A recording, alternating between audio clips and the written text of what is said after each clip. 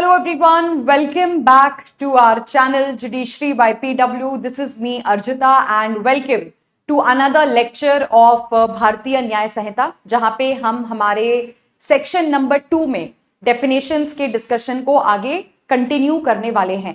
So I hope जो लोग इस क्लास को देख रहे हैं, इन सेशंस को देख रहे हैं, आपने जितनी भी इसकी पहले क्लासेस हुई हैं, प्रीवियस क्लासेस वगैरह हुई हैं, उन सबको देख लिया है, राइट? उन सबको आपने एक्सेस कर लिया है सो दैट भारतीय न्याय संहिता को आप एकदम बेसिक से पढ़ें. सारे जो आपके बेसिक्स हैं, कॉन्सेप्ट्स हैं क्रिमिनल लॉ के, वो भी अच्छी तरीके से यहाँ पे क्लियर हो जाए. ठीक है, चलो. तो कल हमने खत्म किया था क्लॉज नंबर 27 पे. आज हमें स्टार्ट करना है क्लॉज नंबर 28 से, जिसमें आपको पब्लिक सर्वेंट क्या होता है, यानी कि लोक सेवक जो है, इसकी डेफिनेशन प्रोवाइड की गई है. अब ऐसे तो देखो, आप देखोगे तो ये जो डेफिनेशन है पब्लिक सर्वेंट की, काफी अच्छी खासी लंबी चौड़ी डेफिनेशन दी गई है, लेकिन इसको मैंने थोड़ा सा सिंप्लीफाई किया है ताकि आप थोड़ा आसान भाषा में याद कर सको कि एग्जैक्टली इंडिया में किसको पब्लिक सर्वेंट, लोक सेवक माना जाता है, किसे नहीं माना जाता है. ठीक है, एक बेसिक आइडिया आपके दिमाग में यहाँ पे रहे. देखो, सबसे पहला जो पॉइंट है आपका पब्लिक सर्वेंट का, वो ये कहता है कि जो भी आपके आर्मी, नेवी या एयरफोर्स में काम करने वाले लोग होते हैं, यानी कि आपका सेना, नौसेना और वायुसेना में काम करने वाले जितने भी आपके अधिकारी होते हैं, ऑफिसर्स होते हैं, इनको पब्लिक सर्वेंट माना जाता है, लोक सेवक माना जाता है. दूसरा, जितने भी आपके जजेस होते हैं, जजेस हमने पढ़ा था कि हर वो व्यक्ति जिसके पास जज का ओहदा है, जिसके पास जज का डेजिग्नेशन है, और उसके साथ साथ हर वो व्यक्ति जो किसी भी केस में क्या कर सकता है, फाइनल फैसला दे सकता है, फाइनल जजमेंट दे सकता है. तो जजेस को भी हम क्या कहते हैं, पब्लिक सर्वेंट कहते हैं. इसके अलावा आपने देखा होगा कि जो आपकी अदालतें होती हैं, जो आपके कोर्ट होते हैं, उनमें भी कई ऑफिसर्स काम करते हैं, जैसे कि लिक्विडेटर, रिसीवर, कमिश्नर वगैरह. तो इनको भी हम क्या मानते हैं, पब्लिक सर्वेंट मानते हैं. इसके बाद यहाँ पे जो पंचायत के मेंबर्स होते हैं, यानी कि आपका सरपंच हो गया, बाकी के जो पंच मेंबर्स होते हैं आपके, इनको भी पब्लिक सर्वेंट माना जाता है. आर्बिट्रेटर्स, यानी कि अगर आपका कोई लीगल डिस्प्यूट है, अगर आपका कोई लीगल विवाद है जिसको आप कोर्ट में नहीं सेटल करना चाहते हो, आप आर्बिट्रेशन के माध्यम से अपने लीगल डिस्प्यूट को सेटल करना चाहते हैं, तो जो प्रिसाइडिंग ऑफिसर होता है, आर्बिट्रेटर होता है, उसे भी हम पब्लिक सर्वेंट कहते हैं. इसके साथ साथ एफ वाला पॉइंट आपको यह कहता है, ऐसे जितने भी लोग हैं जिन्हें कानून के द्वारा यह पावर दी गई है कि आप किसी व्यक्ति को कैद कर सकते हो, आप किसी व्यक्ति को कन्फाइन कर सकते हो. तो इसमें जैसे आपके पुलिस ऑफिसर्स आ गए, आपके सीबीआई वाले आ गए, ईडी वाले आ गए, जिनके पास पावर होती है कि आप किसी भी पर्सन को हिरासत में लेके, कस्टडी में लेके उसे बंद करके रख सकते हो. तो ऐसे लोग भी पब्लिक सर्वेंट होते हैं. इसके साथ साथ लॉ एंड ऑर्डर से डील करने वाले सभी सरकारी अधिकारी. अब लॉ एंड ऑर्डर से कौन कौन सरकारी अधिकारी डील करते हैं, तो आपके जो डिस्ट्रिक्ट मजिस्ट्रेट्स होते हैं, इसके साथ साथ पुलिस वाले होते हैं, ये सारे अधिकारी जो लॉ एंड ऑर्डर से डील कर रहे हैं, जिनका काम होता है समाज में शांति बनाए रखना, पीस बनाए रखना, अपराधों को होने से रोकना, ये सभी भी आपके पब्लिक सर्वेंट हैं.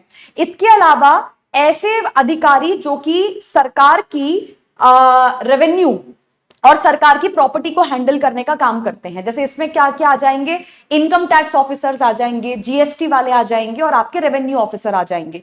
फिर जो आपकी म्युनिसिपैलिटीज होती हैं, तो म्युनिसिपैलिटी होती है, ग्राम पंचायत होता है, जिला परिषद होता है, इनमें जो लोग काम करते हैं उनको भी हम क्या कहते हैं, उनको भी हम पब्लिक सर्वेंट कहते हैं.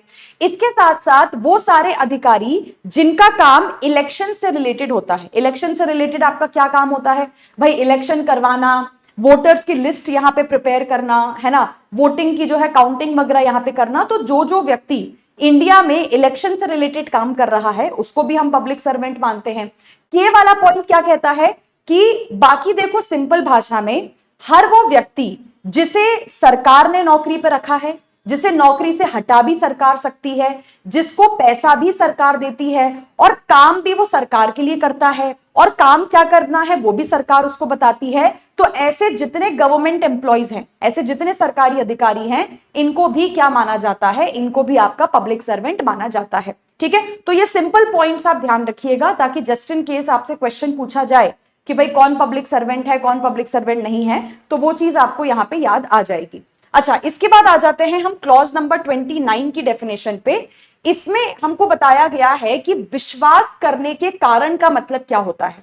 What do you mean by reason to believe? यहां पे ठीक है, देखो सिंपल भाषा में अगर हम बात करें, रीजन टू बिलीव एक ऐसी मानसिक सिचुएशन होती है, एक ऐसी मेंटल स्टेट होती है जहां पे आपको लग रहा होता है कि कोई चीज होगी, लेकिन आप जो है 100% श्योर नहीं होते हैं। जैसे एग्जाम्पल के तौर पे आपको पता है कल सूरज जो है ईस्ट से उगेगा, है ना, सूरज जो है उसका वो सेट डाउन भी हो जाएगा, अस्त भी हो जाएगा, ये चीजें कंफर्म है, ये आप सर्टेनिटी से कह सकते हो कि हाँ कल सूरज उगेगा और कल सूरज अस्त भी होगा, है ना। यहां पे हम रीजन टू बिलीव वर्ड को यूज नहीं कर सकते।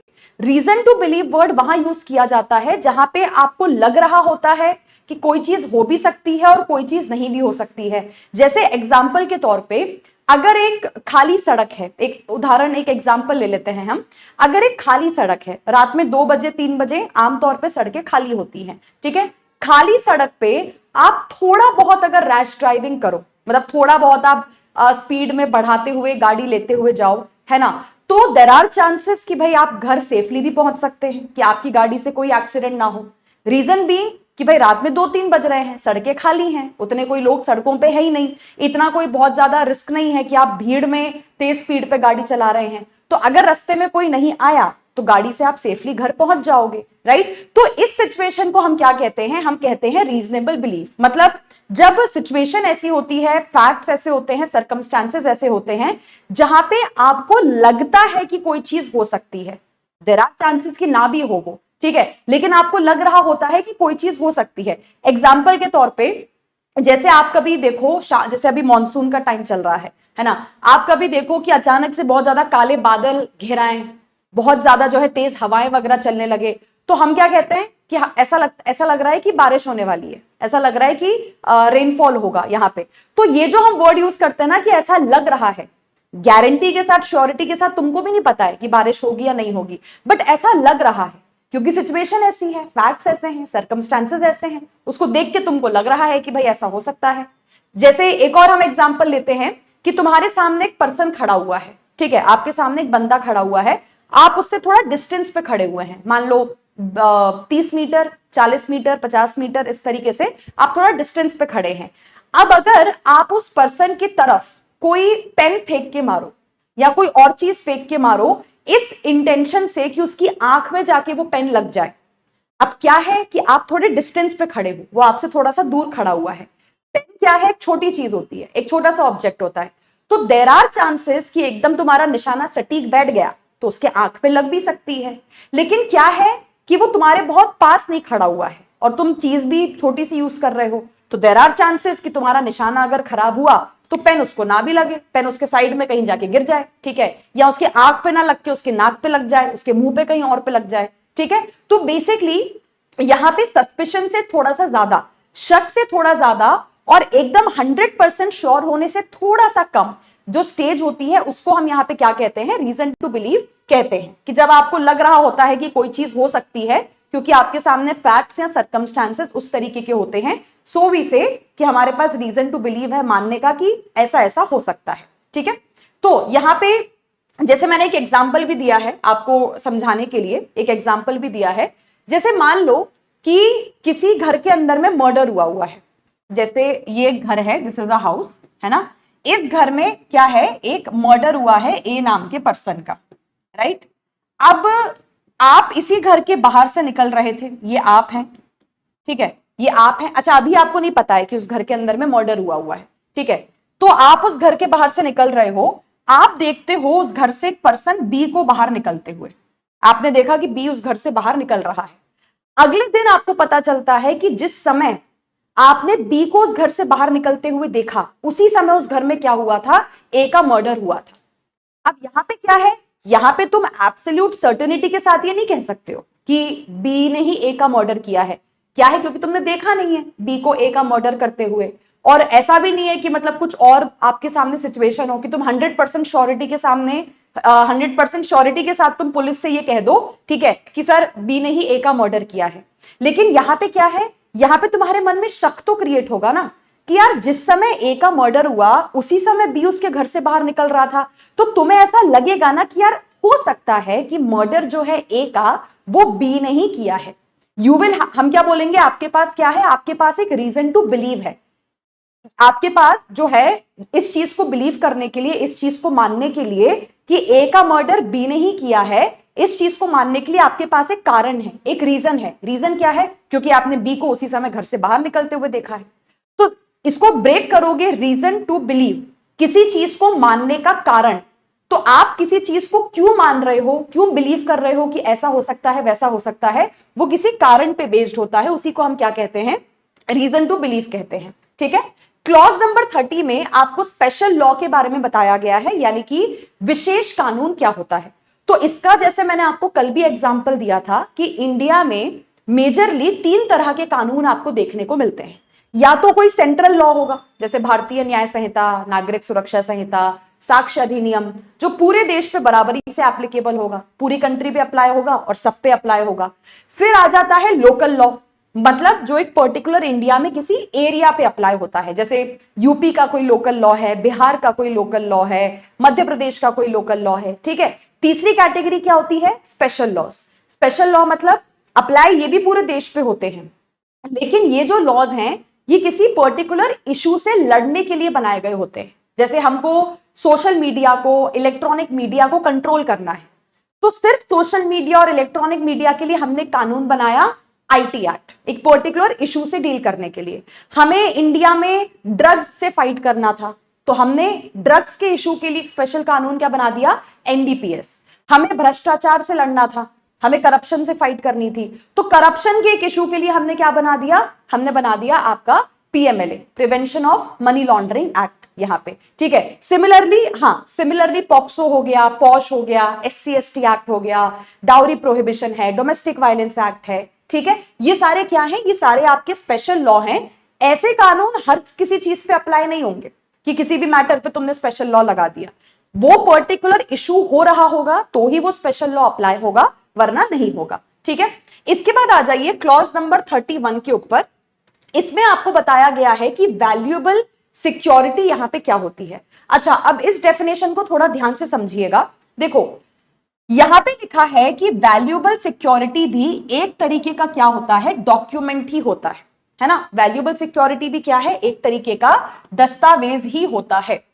अब याद करिए, हमने डॉक्यूमेंट की डेफिनेशन पढ़ी थी, हमने दस्तावेज क्या होता है वो हमने पढ़ा था। मैंने आपको बताया था कि कोई भी ऐसी चीज हो, चाहे कागज का टुकड़ा हो, चाहे कोई दीवार हो, चाहे जो है कोई पत्ता हो, है ना, चाहे कोई फोन हो, कोई भी चीज है जिसपे कुछ भी लिखा गया है, आपने अल्फाबेट्स का यूज करके, नंबर्स का यूज करके, किसी तरीके के मार्क या निशान का यूज करके किसी भी चीज पे अगर कुछ लिखा है, तो वो क्या मान लिया जाता है? वो डॉक्यूमेंट आपका मान लिया जाता है।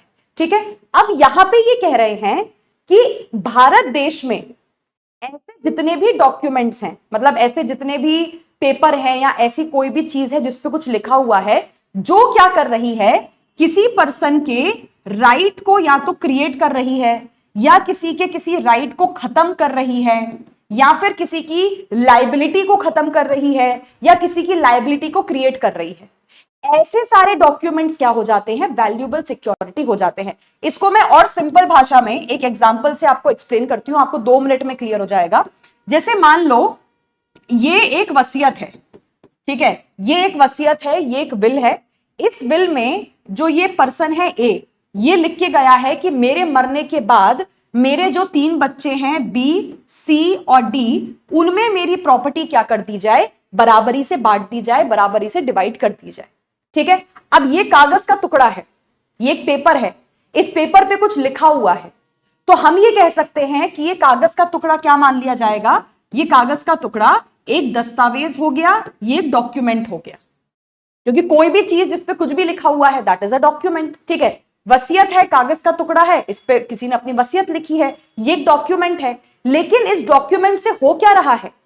इस डॉक्यूमेंट से यहां पे 3 लोगों का राइट क्रिएट हो रहा है। किसकी प्रॉपर्टी में? एक ही प्रॉपर्टी में। इन 3 लोगों को अधिकार मिल रहा है कि इनके पिता की मौत के बाद इनको पिता की प्रॉपर्टी में, पिता की संपत्ति में बराबरी का हक मिलेगा। तो हम ये कह सकते हैं कि यही डॉक्यूमेंट क्या बन जाएगा? यही डॉक्यूमेंट आपका वैल्यूएबल सिक्योरिटी बन जाएगा।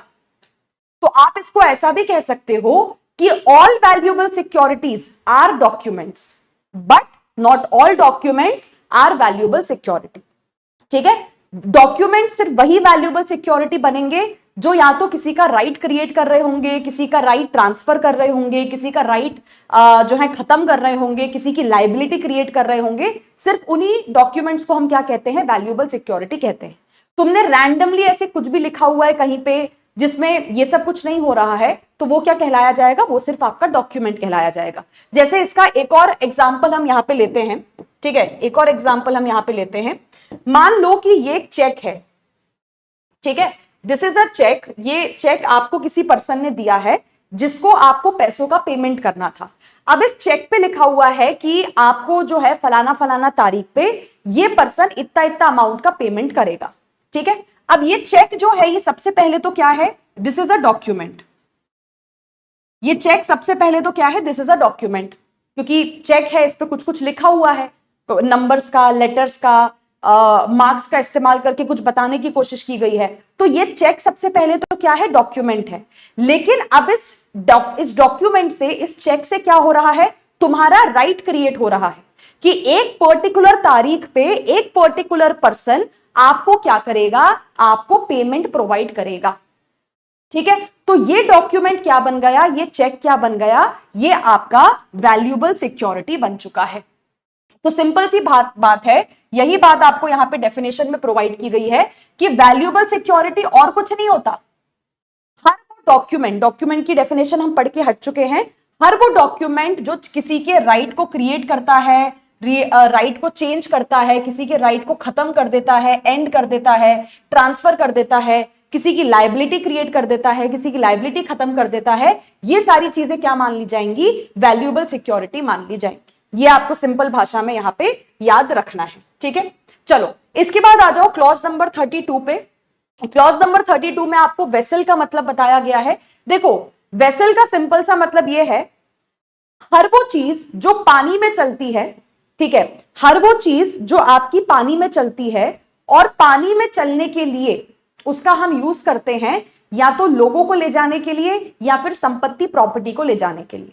इसका मतलब यह है, आपका शिप हो गया, आपके बोट हो गई, ठीक है, फेरी हो गई, स्टीमर हो गया, कोई क्रूज हो गया, एनीथिंग, हर वो चीज जो पानी में चलती है और जिसका प्रयोग, जिसका इस्तेमाल, जिसका यूज तुम करते हो दो चीजों के लिए, या तो लोगों को एक जगह से दूसरी जगह लेके जाने के लिए या सामान को एक जगह से दूसरी जगह लेके जाने के लिए, तो हर वो चीज क्या मानी जाएगी, हर वो चीज आपकी वेसल मानी जाएगी। ठीक है, क्लॉज नंबर 33 पे आ जाइए। इसमें आपको बताया गया है कि वॉलेंटरली का मतलब यहां पे क्या होता है। अब देखो, यहां पे बहुत ही इंटरेस्टिंग डेफिनेशन आपको वॉलेंटरली की प्रोवाइड की गई है। मैंने जब आपको बेसिक्स ऑफ क्रिमिनल लॉ पढ़ाया था तो मैंने आपको बताया था कि जो मेंस रिया होता है, मतलब एक दिमागी स्थिति, एक मेंटल स्टेट जिसमें आप कोई अपराध करते हो, वो अलग अलग तरीके का हो सकता है। कहीं पे मेंस रिया इंटेंशन होगा, कहीं पे मेंस रिया नॉलेज होगा, कहीं पे मेंस रिया डिसऑनेस्टली होगा, कहीं पे मेंस रिया फ्रॉडुलेंटली होगा। तो किस अपराध में क्या मेंस रिया मांगा गया है, उसके लिए हमको अपराध देखना पड़ेगा, सेक्शन पढ़ना पड़ेगा, सेक्शन में क्या मांगा गया है यहां पे। तो यहां पे जो वॉलेंटरीली है, ये बेसिकली मेंस रिया के बारे में ही बात करता है। यहां पे आप रीड करो, ये कह रहे हैं कि किसी भी पर्सन ने कोई चीज वॉलेंटरीली करी है ना, किसी भी पर्सन ने कोई चीज जानबूझकर करी है या स्वेच्छा से करी है, ऐसा हम तब कहेंगे अगर तो उसका इंटेंशन था उस चीज को करने का, या फिर उसको नॉलेज थी, या फिर उसको रीजन टू बिलीव था। तीनों चीजें इन्होंने आपको यहां पे इंक्लूड करके दे दी हैं कि जब जब कोई आदमी इंटेंशन से अपराध करेगा तो हम क्या कहेंगे, उसने वॉलेंटरली वो काम किया है। जब जब कोई व्यक्ति नॉलेज के साथ अपराध करेगा तो भी हम क्या कहेंगे कि उसने वॉलेंटरली वो काम किया है। और जब जब कोई आदमी रीजन टू बिलीव के साथ अपराध करेगा, मतलब उसे भी पता नहीं है कि अपराध होगा या नहीं होगा। मैंने क्या बताया, रीजन टू बिलीव में किसी चीज के होने या ना होने के चांसेस कम होते हैं। तो जब जब कोई व्यक्ति रीजन टू बिलीव के साथ कोई अपराध करेगा, तब भी हम क्या कहेंगे कि वो चीज कैसे की गई है, वॉलेंटरीली की गई है। जैसे इसका एक एग्जाम्पल हम यहाँ पे तीनों के एग्जाम्पल में आपको दे देती हूं तो आपको क्लियर हो जाए। जैसे ए है, ए ने बेसिकली क्या करा, बी का मर्डर किया। कैसे किया? इसको चाकू से स्टैब करके किया। ठीक है, ए जो है, ए का इंटेंशन था यहां पे बी को मारने का, वो बी की जान लेना चाहता था, राइट। तो ए ने यहां पे जो बी की डेथ कॉज की है, जो बी का मर्डर किया है, क्योंकि अब सीधी सी बात है, मैंने आपको बताया था कि मर्डर के अपराध में दो तरीके के मेंस रिया होते हैं, या तो इंटेंशन होता है या नॉलेज होता है, दोनों में से कोई एक आपको साबित करना पड़ेगा। तो हम यहां पे देख सकते हैं कि ए का इंटेंशन है, मतलब ए ने जानबूझ के बी की हत्या करी है, ए जानबूझ के बी को मारना चाहता था। तो यहां पे हम ये भी कह सकते हैं कि ए ने क्या करा है, ए ने वॉलेंटरली, ठीक है, ए ने वॉलेंटरली यहां पे बी की हत्या करी है। जब आप इंटेंशन के साथ कोई चीज करते हो तो वहां पे वॉलेंटरली आपने वो चीज करी है, ऐसा हम कह सकते हैं। ठीक है, इसका एक और एग्जांपल लो।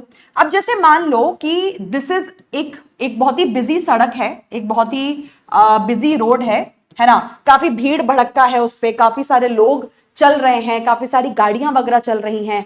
अब ऐसी भीड़ भड़क्के वाली सड़क पे तुम अगर 100 किलोमीटर पर आवर की स्पीड से गाड़ी को दौड़ाओगे, there is a very high chance कि तुम्हारे ऐसा करने से तुम किसी ना किसी को तो जरूर मारोगे। ठीक है, देयर इज नो गारंटी कि तुम किसी की जान ले लोगे, है ना, लेकिन there is a good probability कि तुम्हारे ऐसा करने से किसी आदमी को चोट जरूर आ सकती है, कोई इंज्योर जो है वो जरूर हो सकता है। मतलब यहां पे क्या है, यहां पे आपको नॉलेज है। आप ये नहीं कह सकते कि सर मुझे ये नहीं पता था कि मेरे ऐसा करने से कोई आदमी मर सकता है या किसी को चोट आ सकती है। भाई कोई भी अक्लमंद आदमी इतना तो दिमाग लगा ही लेगा कि भरी सड़क पे आप अगर 180 किलोमीटर पर आवर की स्पीड से गाड़ी दौड़ाते हुए लेके जाओगे, इतना तो किसी के भी दिमाग में आ जाएगा ना कि यार दिस इज डेंजरस, इससे एक्सीडेंट हो सकता है, इससे गड़बड़ वगैरह कुछ हो सकती है। ठीक है, तो नॉलेज है तुमको, ये तो क्लियरली दिख रहा है। इसके बाद भी तुम अगर उस भीड़ भड़क्के वाली सड़क पे 100 किलोमीटर पर आवर की स्पीड से गाड़ी दौड़ाते हुए लेके जाओ, तो हम ऐसा कहेंगे कि आपने ये चीज क्या करी है, आपने ये चीज वॉलेंटरली करी है, because you have the knowledge कि आपका एक्ट डेंजरस है, उससे कुछ ना कुछ नुकसान हो सकता है। ठीक है, अब तीसरा एग्जाम्पल ले लो। तीसरा एग्जाम्पल क्या हो गया, तीसरा हो जाएगा हमारे रीजन टू बिलीव का। ठीक है, वही वाली बात है जो मैंने आपको एग्जाम्पल दिया कि सेम सड़क को ले लो, सेम सड़क को ले लो, लेकिन अब बज रहे हैं रात के 2-3, यानी कि सड़क खाली है, सड़क एम्प्टी है, सड़क पे कोई भी नहीं है। अब इस सड़क पे तुम 180 किलोमीटर पर आवर की स्पीड से गाड़ी दौड़ाते हुए लेके जाओ। Now there are two situations. ठीक है, now there are two situations. अब कोई गारंटी नहीं है कि तुम किसी पर्सन की जान ले ही लोगे या तुम किसी को चोट पहुंचा ही दोगे, क्योंकि सड़क खाली है। हाँ, फिर भी इधर उधर से कोई पर्सन आ गया तो देयर आर चांसेस कि आपको फिर भी चोट आप किसी को पहुंचा सकते हो, बट उतना ज्यादा हाई प्रोबेबिलिटी नहीं है। मतलब तुमको थोड़ा तो लगेगा, रीजन टू बिलीव तुम्हारे दिमाग में एक बार तो आएगा कि यार ये शायद डेंजरस है, इससे कोई आदमी ठुक सकता है, किसी आदमी को लग सकती है। फिर भी तुम यहां पे अगर 180 किलोमीटर पर आवर की स्पीड से गाड़ी दौड़ाते हुए लेके जाओगे, तो ये क्या हो जाएगा, ये हो जाएगा कि आपने वो चीज वॉलेंटरीली करी है।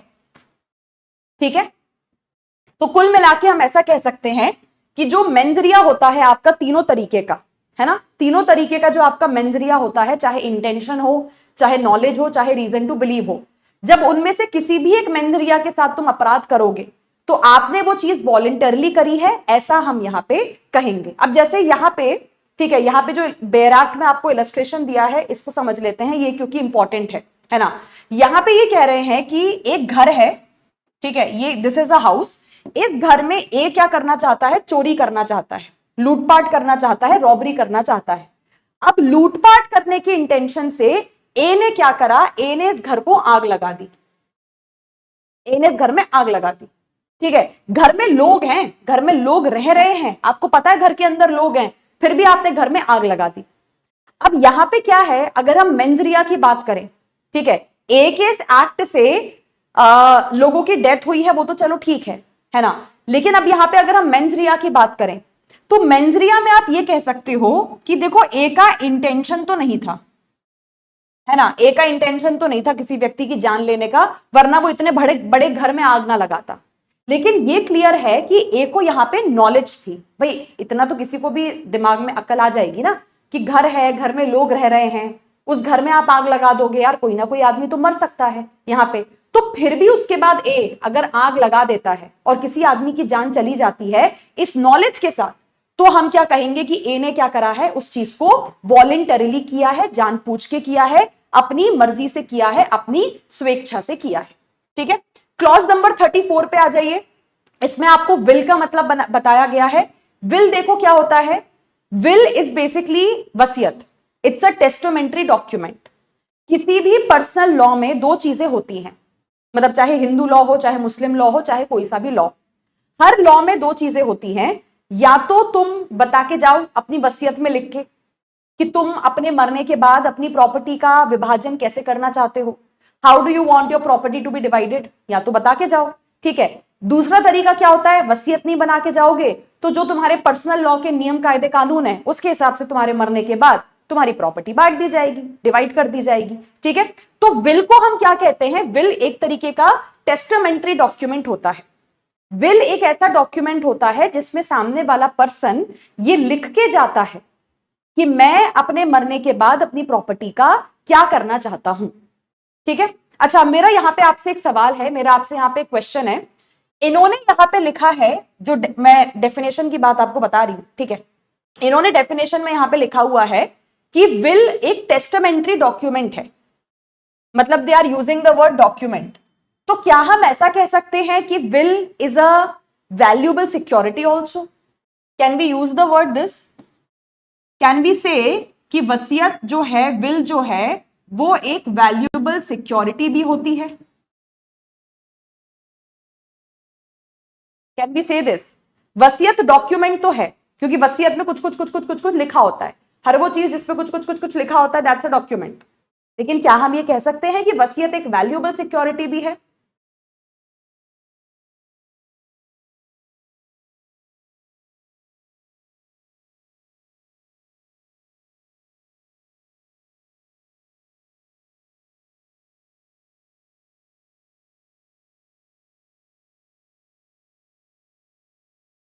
The correct answer is yes. वसीयत विल एक आपका, आप लोगों ने मतलब अभी समझा नहीं, ठीक है, आप लोगों ने समझा ही नहीं मतलब कि वैल्यूएबल सिक्योरिटी का मतलब क्या है। यस धीरज, आपका जवाब करेक्ट है। ठीक है, द करेक्ट आंसर इज कि वसीयत को हम एक वैल्यूएबल सिक्योरिटी भी कह सकते हैं। अरे वसीयत क्या है, वसीयत में क्या हो रहा होता है, वसीयत में मैंने क्या बताया, वैल्यूएबल सिक्योरिटी क्या होती है भाई, हर वो डॉक्यूमेंट जिसमें या तो किसी का हक बन रहा है, किसी का हक खत्म हो रहा है, किसी की जिम्मेदारी, किसी की लाइबिलिटी क्रिएट हो रही है या किसी की लाइबिलिटी खत्म हो रही है। वसीयत क्या है, वसीयत में तुम यही तो लिख के जाते हो ना कि मेरे बाद मेरी प्रॉपर्टी इस पर्सन को दे दी जाए। तो मतलब जिसको तुमने प्रॉपर्टी दी है अपने मरने के बाद उसका तो राइट क्रिएट हो गया ना अब आपकी प्रॉपर्टी के ऊपर, कि जैसे ही तुम गए, जैसे ही तुम टपके, ठीक है, तुम्हारे जाने के बाद तुम्हारी प्रॉपर्टी उसकी, आपकी प्रॉपर्टी वो ले लेगा। ठीक है, तो वसीयत क्या हुआ, वसीयत इज ऑल्सो वैल्यूएबल सिक्योरिटी। हम ये कह सकते हैं कि विल बेसिकली क्या है, will is a document also, will is a valuable security also.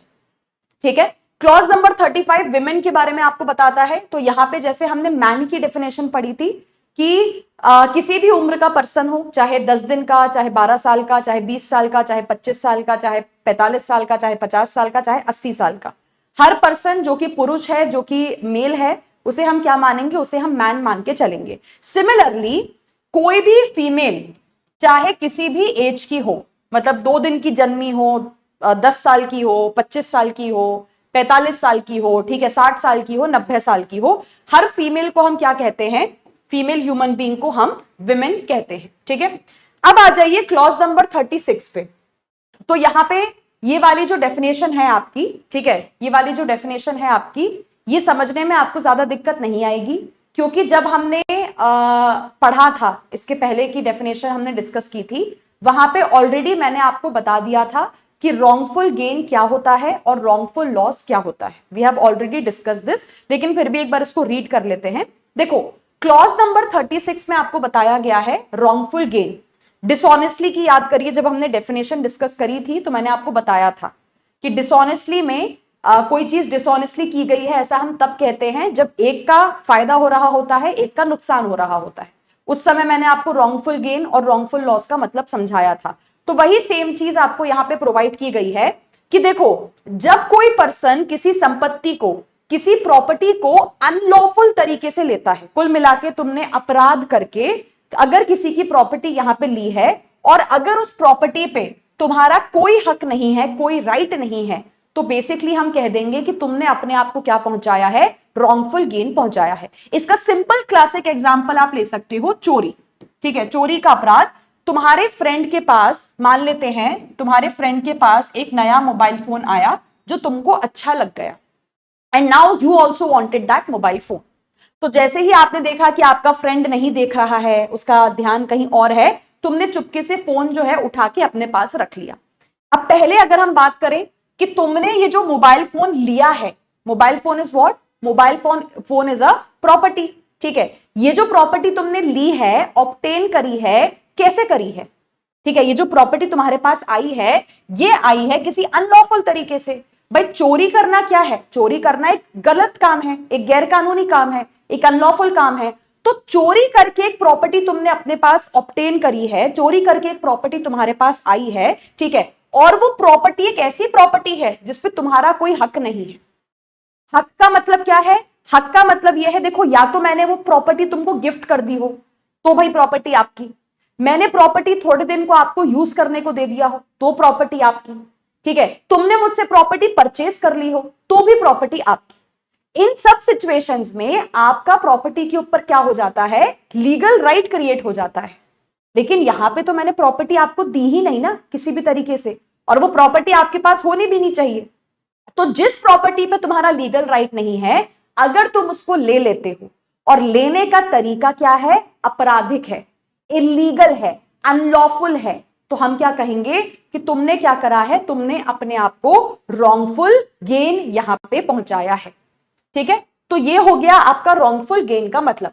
इसके बाद यहां पे आ जाओ रॉन्गफुल लॉस। अगली ही डेफिनेशन क्या है, क्लॉज नंबर 37 में रॉन्गफुल लॉस की है। तो यार रॉन्गफुल गेन का उल्टा कर लो, जो आदमी गलत तरीके से प्रॉपर्टी ले रहा है उसका फायदा हो रहा है ना, उसका गेन हो रहा है, तो सीधी सी बात है लॉस किसका होगा, नुकसान किसका होगा, जिससे प्रॉपर्टी ली गई है उसका होगा, जिससे तुमने चोरी चकारी करके प्रॉपर्टी छीन ली। पिछले वाले एग्जाम्पल में आप अगर अपने फ्रेंड का मोबाइल फोन चुरा रहे हैं, तुमको पहुंच रहा है रॉन्गफुल गेन, तुम्हारे फ्रेंड को हम क्या कहेंगे, पहुंच रहा है रॉन्गफुल लॉस। तो रॉन्गफुल लॉस में आपको क्या बताया गया है, रॉन्गफुल लॉस में कि जब आपसे आपकी प्रॉपर्टी गलत तरीके से छीन ली जाती है, ठीक है, मतलब गलत तरीका अगेन क्या हुआ, जैसे तुमने किसी को उधार नहीं दी प्रॉपर्टी, तुमने किसी को गिफ्ट नहीं करी, तुमने किसी को बेची नहीं, गलत तरीके से आपसे आपकी जो प्रॉपर्टी है वो छीन ली गई, और वो प्रॉपर्टी ऐसी है जिसके तुम लीगल हकदार हो। भाई प्रॉपर्टी आपने परचेस की ना, मोबाइल फोन तुमने परचेस किया है, तो मोबाइल फोन पे हक किसका है, तुम्हारा है। You are legally entitled to keep the mobile phone with you, पर तुमसे अब क्या है, तुमसे वो मोबाइल फोन यहां पे छीन लिया गया है, और छीनने का तरीका क्या है, गलत है, अनलॉफुल है। तो हम यहां पे क्या कहेंगे कि आपको क्या हुआ है, आपको यहां पे रॉन्गफुल लॉस पहुंचाया गया है। ठीक है, अच्छा, अब जो क्लॉज नंबर 38 है वो आपको इसकी आगे की कहानी बताता है। रॉन्गफुल लॉस समझ लिया, रॉन्गफुल गेन समझ लिया, अब ये कह रहे हैं कि गेनिंग रॉन्गफुली क्या होता है और लूजिंग रॉन्गफुली यहां पे क्या होता है। ठीक है, गेनिंग रॉन्गफुली क्या होता है और लूजिंग रॉन्गफुली क्या होता है, अब इसको जरा ध्यान से यहां पे समझना। ठीक है, एक एग्जांपल से मैं समझा रही हूं, इसको ध्यान से समझना तो एक बार में आपको क्लियर हो जाएगा। जैसे मान लो ये ए का मोबाइल फोन है, ठीक है, और आपको ये मोबाइल फोन चाहिए, मतलब तुमको ये मोबाइल फोन चुराना था, ठीक है, तो तुमने क्या करा, तुमने देखा कि जैसे ही ए का ध्यान नहीं था, ए का ध्यान भटका, तुमने तुरंत जल्दी से मोबाइल फोन उठा लिया। लेकिन फिर अचानक से आपका दिमाग क्लिक किया, आपको रियलाइज हुआ, आपको लगा कि यार अचानक से ए नोटिस करेगा कि मेरा मोबाइल फोन गायब है, तो शक मुझ पे भी जा सकता है, लोगों को लगेगा कि मैंने यहाँ पे चोरी करी है। ठीक है, तो आपने क्या करा, मोबाइल फोन उठा तो लिया, चोरी तो कर ली, लेकिन मोबाइल फोन आप अपने साथ लेके नहीं गए, आपने उसको वहीं एक एक घर में कहीं पे छुपा दिया, वहीं पे कहीं पे हाइड कर दिया कि थोड़ा मामला दब जाने देते हैं, थोड़ी बात जो है वो शांत हो जाने देते हैं, फिर बाद में आके मोबाइल फोन उठा के लेके चले जाएंगे। ठीक है, यहां पे देखो क्या हुआ है, यहां पे आपने अपने आप को, ठीक है, यहां पे आपने अपने आप को रॉन्गफुल गेन तो पहुंचाया है, क्योंकि आपने एक ऐसी प्रॉपर्टी ले ली जिसके आप हकदार नहीं है, जिसको आप लीगली डिजर्व नहीं करते हैं, ठीक है, तो आपने अपने आप को रॉन्गफुल गेन तो पहुंचाया है, लेकिन यहां पे आपने गेनिंग रॉन्गफुली नहीं किया है। डिफरेंस क्या है? डिफरेंस यह है कि जब आप किसी पर्सन की प्रॉपर्टी को ले लेते हैं और लेने के साथ साथ आप उसको अपने पास रख भी लेते हैं, यानी कि आप उसको रिटेन भी कर लेते हैं, तो हम कहते हैं कि आपने रॉन्गफुल गेन किया है, प्लस आपने गेनिंग रॉन्गफुली भी किया है। सिर्फ प्रॉपर्टी ले लेना काफी नहीं है, प्रॉपर्टी ली और अपने पास रख ली। तो प्रॉपर्टी लेने के बाद जब अपने पास रख भी लोगे तो that is called as gaining wrongfully. और अगर प्रॉपर्टी लेके कहीं वहीं छुपा दी, अपने पास नहीं रखी, तो ये क्या हो जाएगा, ये सिर्फ आपका रॉन्गफुल गेन बन के रह जाएगा। जैसे यहां पे ए का मोबाइल फोन तुमने लिया, लेके उसको तुमने घर में ही छुपा दिया, ठीक है, यहां पे आपने रॉन्गफुल गेन किया है, लेकिन गेनिंग रॉन्गफुली नहीं किया है, क्योंकि गेनिंग रॉन्गफुली में क्या लिखा है कि नॉट ओनली जब आप किसी की संपत्ति को, किसी की प्रॉपर्टी को एक्वायर करते हैं, बट जब आप उसको गलत तरीके से अपने पास रिटेन भी करते हैं, जब आप उसको अपने पास बनाए भी रखते हैं। तो यहां पे तुमने मोबाइल फोन लेने के बाद रखा कहां अपने पास, तुम वहीं उसको उसी के घर में छोड़ के चले गए। इसी एग्जाम्पल को पलट दो, तुमने ए का मोबाइल फोन लिया और तुरंत तुम ए का मोबाइल फोन लेके अपने घर चले गए। अब यहां पे क्या हो गया है, यहां पे अब तुमने प्रॉपर्टी को गलत तरीके से लिया भी है और अपने पास रखा भी है। तो यहां पे आपने अपने आप को रॉन्गफुल गेन भी पहुंचाया है और आपने गेनिंग रॉन्गफुली भी यहां पे किया है, ठीक है। तो गेनिंग रॉन्गफुली का मतलब क्या होता है कि ना सिर्फ जब आप किसी की प्रॉपर्टी गलत तरीके से लेते हैं, जिसपे आपका कोई हक नहीं होता, जिसपे आपका कोई लीगल राइट नहीं होता, लेकिन आप उस प्रॉपर्टी को अपने पास रखते भी हैं, आप उसको रिटेन करके भी रखते हैं, ठीक है। अब इसी का उल्टा हो जाता है लूजिंग रॉन्गफुली, ठीक है। लूजिंग रॉन्गफुली, यहां पे लूजिंग रॉन्गफुली का मतलब क्या है, सेम चीज है। जैसे तुमने यहां पे ए का जो मोबाइल फोन है वो चुराया, ए का मोबाइल फोन चुराने के बाद आपने मोबाइल फोन उसके घर में ही छुपा दिया, ठीक है। तो हम यहां पे क्या कहेंगे कि ए जो है उसका रॉन्गफुल लॉस भी हुआ है, क्योंकि भाई जो प्रॉपर्टी उसकी है, जो संपत्ति उसकी है, उससे गलत तरीके से छीन ली गई है, वो अपनी प्रॉपर्टी, अपनी संपत्ति यूज नहीं कर पा रहा यहां पे, जिसपे उसका राइट है। तो ए का रॉन्गफुल लॉस भी हुआ है, लेकिन अब ए क्या नहीं कर पा रहा, ए उस प्रॉपर्टी को यूज भी तो नहीं कर पा रहा है, उसे उसको इस्तेमाल भी तो करने को नहीं मिल रहा है। आपने उसको दूर कर दिया उसकी प्रॉपर्टी से, उसको प्रिवेंट कर दिया है। तो हम यहां पे क्या कहेंगे कि ए के साथ क्या हुआ है, लूजिंग रॉन्गफुली भी हुआ है, रॉन्गफुल लॉस के साथ साथ लूजिंग रॉन्गफुली भी हुआ है। तो लूजिंग रॉन्गफुली का मतलब क्या है कि जब एक पर्सन ना सिर्फ अपनी प्रॉपर्टी को गवा देता है, जब एक पर्सन से उसकी प्रॉपर्टी गलत तरीके से छीन ली जाती है, लेकिन उसके साथ साथ उसको उस प्रॉपर्टी से दूर इस तरीके से कर दिया जाता है कि अब वो उस प्रॉपर्टी को यूज नहीं कर सकता। तो यहां पे तुमने जैसे मोबाइल फोन चुराया किसी का या लैपटॉप चुराया, तो जिसका तुमने लैपटॉप चुराया, पहले तो तुमने क्या करा है, पहले तो तुमने उसको रॉन्गफुल लॉस पहुंचाया है, ठीक है। अब क्योंकि तुमने उसका लैपटॉप ही उससे दूर कर दिया, तो बेचारा वो अपना लैपटॉप ही यूज नहीं कर पा रहा है, वो इस्तेमाल ही नहीं कर पा रहा है। तो हम क्या कहेंगे कि आपने उसको क्या पहुंचाया है, आपने उसको लूजिंग, यहां पे लूजिंग रॉन्गफुली जो है वो चीज भी आपने उसको करवाई है, ठीक है। चलो इसके बाद यहां पे आ जाओ क्लॉज नंबर 39 के ऊपर। अच्छा, अब यहां पे हमारा डेफिनेशन वाला पार्ट खत्म होता है। क्लॉज नंबर 39 क्या कह रहा है, 39 ये कह रहा है कि देखो सिंपल भाषा में कि वैसे तो भारतीय न्याय संहिता में जितने भी मेन वर्ड्स हैं उनका मतलब हमने आपको समझा दिया है, लेकिन फिर भी अगर कोई ऐसा वर्ड है जिसका मतलब आपको नहीं समझाने को दिख रहा है, मतलब कोई ऐसा शब्द है जो दिख रहा है भारतीय न्याय संहिता में, लेकिन उसका मतलब हमने आपको भारतीय न्याय संहिता में नहीं समझाया है, तो तुम क्या करोगे, तो तुम ये करोगे कि तुम आईटी एक्ट और भारतीय नागरिक सुरक्षा संहिता उठा के देख लोगे, ठीक है। उसमें क्लियरली दिया होता है, उसमें बताया गया होगा पक्का से। तो बेसिकली एक तरीके का ये आपका क्लॉज नंबर 39 जो है बेसिकली आपको ये कह रहा है कि वैसे तो जो मेन डेफिनेशंस हैं जो मेन मेन वर्ड्स का मतलब है वो हमने समझा दिया है भारतीय न्याय संहिता में। फिर भी देखो it is obviously not possible कि हर वर्ड का मतलब आपको समझाया जा सके, ठीक है। तो कोई वर्ड है अगर उसका मतलब हमने नहीं बताया है बीएनएस में, तो जाके आईटी एक्ट या बीएनएसएस उठा के देख लेना, ठीक है। सेक्शन नंबर 3 पे आ जाइए। सेक्शन नंबर 3 का क्लॉज नंबर 1 आपको एक बहुत ही इंपॉर्टेंट चीज बताता है, और वो ये है, यहां पे आपको जनरल एक्सेप्शंस का रेफरेंस दिया गया है, ठीक है। जनरल एक्सेप्शंस का रेफरेंस क्या है, देखो जब हम बीएनएस पढ़ना स्टार्ट करेंगे, मतलब जब हम बीएनएस आगे पढ़ना स्टार्ट करेंगे, ठीक है, तो वहां पे हम एक चैप्टर पढ़ेंगे general exceptions. Basically general exceptions में आपको यह बताया गया है कि किसी पर्सन ने अपराध तो किया है, सिंपल भाषा में अगर मैं अभी आपको बताऊं, किसी पर्सन ने अपराध तो किया है, किसी पर्सन ने ऑफेंस तो किया है, ठीक है, लेकिन तुम फिर भी क्या कर रहे हो, तो फिर भी उसको सजा नहीं दे रहे हो, तुम फिर भी उसको पनिश नहीं कर रहे हो। क्यों? क्योंकि उसका अपराध करने का जो कारण होगा या हालात होंगे वो कुछ अलग हो सकते हैं। जैसे कि किसी पर्सन ने अपराध किया है पागलपने में, वो आदमी मेंटल है, वो आदमी पागल है, अपराध किया है उसने, किसी आदमी की जान ली है, कहीं पे चोरी चकारी की है, कहीं पे गाड़ी से किसी को उड़ा दिया है, अपराध किया है, लेकिन हम उसको सजा नहीं दे रहे हैं। क्यों? क्योंकि वो पागल है। हो सकता है नशे में धुत किसी आदमी ने अपराध किया है, लेकिन हम उसको सजा नहीं दे रहे हैं। क्यों? क्योंकि वो नशे की हालत में है, ठीक है। कोई बहुत ही छोटा बच्चा है, 4 साल का, 4 साल के बच्चे ने अपराध किया है, लेकिन हम उसको सजा नहीं देंगे। क्यों? क्योंकि वो बहुत ही छोटा है पनिश करने के लिए।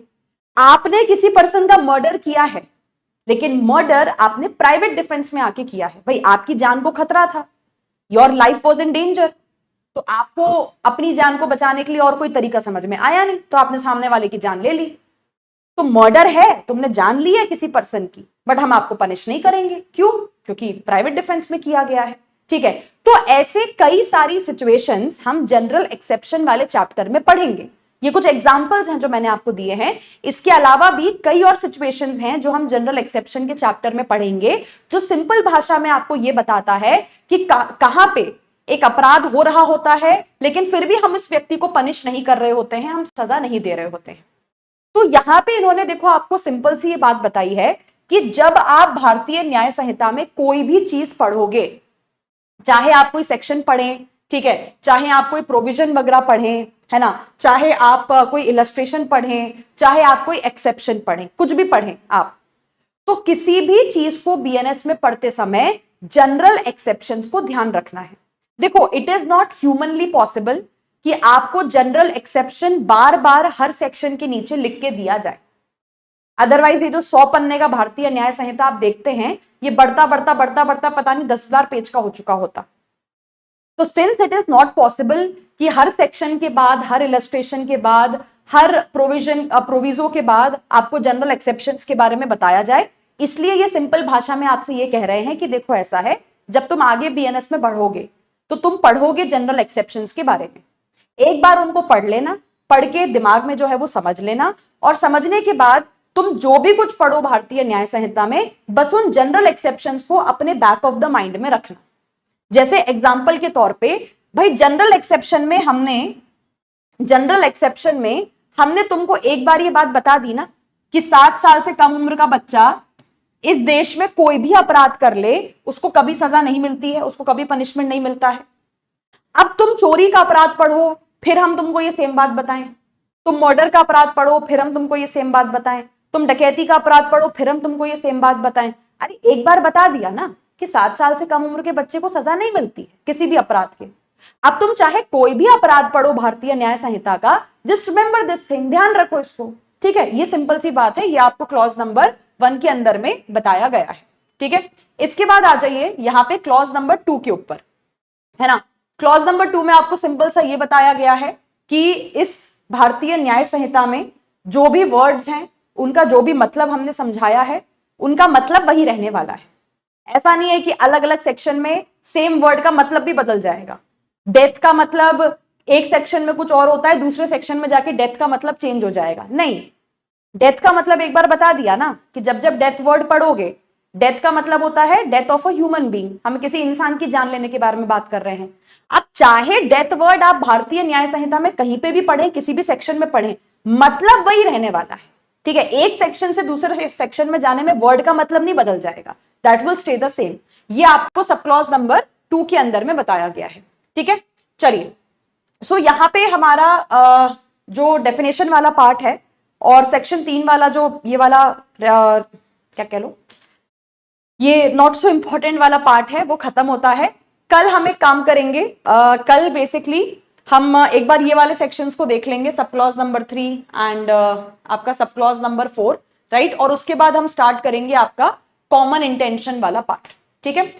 नोट्स का जो लोग पूछ रहे हैं, नोट्स आपको मेरे टेलीग्राम ग्रुप पे मिल जाएंगे, मैं उनको अभी थोड़ी देर में अपलोड कर दूंगी, ठीक है। मेरे Telegram group it's Arjita Chaturvedi judiciary, उस पे आपको जो नोट्स वगैरह हैं वो प्रोवाइड कर दिए जाएंगे। अच्छा स्टूडेंट्स, एक और चीज का ध्यान रखिएगा कि आप में से जो लोग किसी भी कॉम्पिटिटिव एग्जाम की तैयारी कर रहे हैं, चाहे जुडिशरी हो, चाहे आपके पब्लिक प्रोसिक्यूटर एग्जाम्स हो, चाहे आपका यहाँ पे लीगल ड्राफ्टिंग हो, सीबीआई एपीपी हो, दिल्ली एपीपी हो, या फिर अगर हम बैंकिंग एग्जाम्स की बात करें, अभी जो है आईबीपीएस का पेपर होने वाला है, एसबीआई लॉ ऑफिसर का पेपर होने वाला है, ठीक है।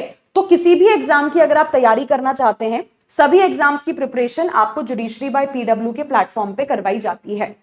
तो अगर आपको कोर्स के बारे में जानना है, डिस्क्रिप्शन बॉक्स में, इसी वीडियो के नीचे देखो डिस्क्रिप्शन बॉक्स है, तो डिस्क्रिप्शन बॉक्स में आपको नंबर भी मिल जाएगा, आप उस नंबर पे भी कांटेक्ट कर सकते हो, अदरवाइज आप वेबसाइट पे भी जा सकते हो, ठीक है। नोट टेलीग्राम पे मिल जाएंगे। अभी पहले बीएनएस तो पढ़ लो, फिर आगे देख लेंगे और क्या करना है, ठीक है।